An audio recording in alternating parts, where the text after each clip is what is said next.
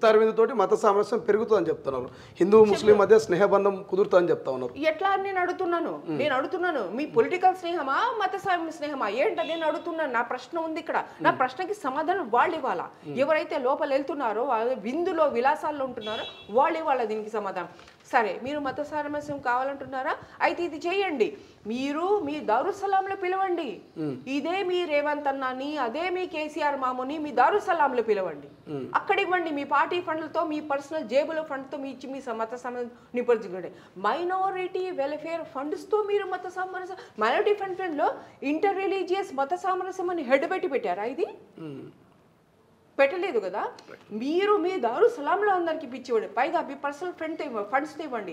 దాని తర్వాత మీ కాన్స్టిట్యున్సీలో అదే అసెంబ్లీ కాన్స్టిట్యున్సీ, అదే ఎంపీ కాన్స్టిట్యున్సీ, అదే కార్పొరేటర్లో మీరందరూ మీ కార్పొరేటర్లు ఉన్న ఆ గరీబోడి దగ్గరికి వెళ్ళండి. ఖురాన్లో రాసిలేదా, రసూల్లో చెప్పలేదా, ప్రాఫెట్ ముహమ్మద్ చెప్పలేదా మీకు పేదోడికి మీరు జకాత్ మొత్తం ఇవ్వాల్సిన ఈ ఈక్వల్ చేయాలని చెప్పేసి ఇక్కడ నుంచి ఆస్తి అక్కడ తరిగి అక్కడ వెళ్ళిపోవాలని చెప్పి ఇస్లాంలో ఉన్న ఇంబిడి ఉన్న ఎంబెడెడ్ సంస్థ అది.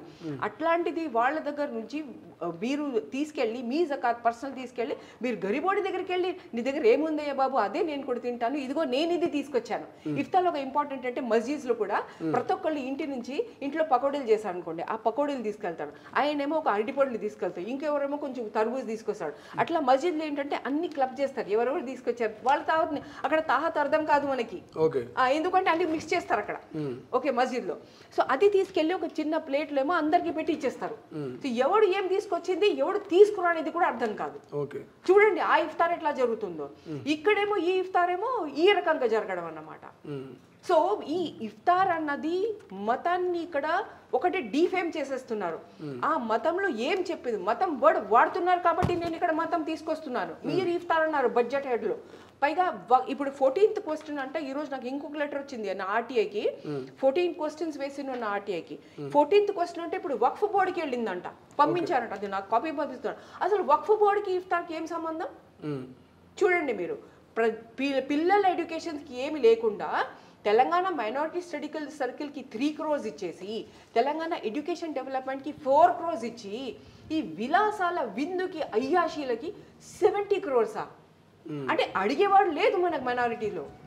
ఎక్కడున్నారండి వీళ్ళు? Akbaruddin Owaisi 6-7 times MLA, 5 times MP Asaduddin Owaisi. ఎక్కడండి వీళ్ళు? రేవంత్ అన్నతో వెనకాల తిరిగే ఫహీం ఖురైషీ టెమరిస్ చైర్మన్. మిగిలిన వాళ్ళ మైనారిటీస్ కమిషన్ అనండి, వేరే అపాయింటీస్ అనండి, Shabbir Ali adviser, ex minister adviser. ఏం అడ్వైజ్ ఇస్తున్నారండి మీరు? ఒక ముస్లింగా ఒక కాంగ్రెస్ ప్రతినిధిగా ఏం అడ్వైజ్ ఇస్తున్నారు మీరు?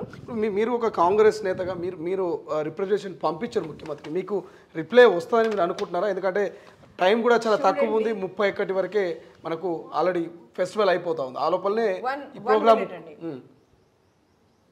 ప్రశ్నలో 2 తప్పులు ఉన్నాయి. ఒకటి తప్పు ఉంది, అదేంటంటే మీరు లేట్ కాదా? ఎక్కడ లేట్ అండి? విందు ఏంటి? విందు మీరు చెప్తున్న విందు సోకాల్డ్ విందు సాయంత్రం కదా అది ఉన్నది ఇఫ్తార్ తర్వాత. దానికి ఎప్పుడు వంట చేస్తారు? 15 दिन पहले వంట చేస్తారా? పొద్దునే కదా వంట చేసేది.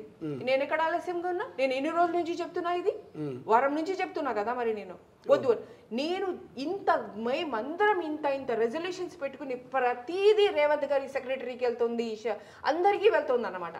ఇట్లాంటి నేపథ్యంలో వీళ్ళు మళ్ళీ ఈ 25-26 కొత్త బడ్జెట్లో కూడా copy paste same to same ఫిగర్లో కూడా తేడలేదు. సింప్లీ వాళ్ళు కాపీ పేస్ట్. మైనారిటీ కదా, మైనారిటీకి ఎవడండి నోరు లేదు? మైనారిటీకి గరీబోళ్ళు ఎటు మేము పైకి రానివ్వము. మా ముస్లిం లీడర్స్ అక్కడ ఉన్నారు, పైకి రానివ్వకుండా అత్యాచారం చేసేది జుల్మ్ చేసే లీడర్స్ ఉన్నారు.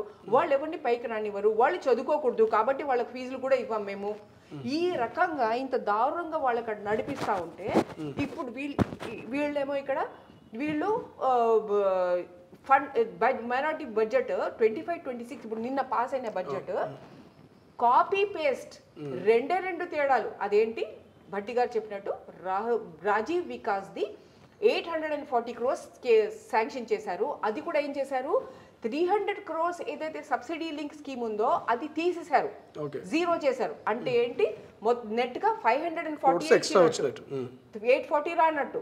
ఇంకొకటి టెమరీస్ కి 50 crores ఎక్స్ట్రా ఇచ్చారు. ఆ 2 తేడాలు మినాయించి మొత్తం control C control V copy paste okay copy paste చేసి పడేశారు మైనారిటీ బడ్జెట్ అడిగే వాళ్ళు లేరు కదండి so this is how it is going on అండి so empowerment of minority Muslims అన్నది ప్రతి రిపోర్ట్ అరిచి చెప్తా ఉంది సచార కమిటీ దగ్గర నుంచి ఈ రోజు దాకా అన్ని రిపోర్ట్లు అంత అరిచి చెప్తున్నప్పుడు ఎందుకు ఈ వృధా ఆ మతం పేరిట ఏ మతం అయితే ఈ వృధా వద్దు ఈ ఖురాన్లో ఫస్ట్ వచ్చిన వర్డే ఆ బుక్లో ఫస్ట్ వచ్చిన ఆ పదం ఏదైతే వచ్చిందో అది ఈ ఖురా అంటే ఏంటి చదువు జ్ఞానం తెచ్చుకో చదివించు కమాండ్ అండి ఫిల్ అమర్ అంటారు ఉర్దూలో అరబిక్లో అంటే ఏంటి ఇట్స్ కమాండ్ హుకుం హై పడ్నేకే లియే అట్లాంటిది ఈ ఫిగర్స్ ఏంటండి 300 నుంచి 73 crores ఏంటి 120 నుంచి 30 crores ఏంటి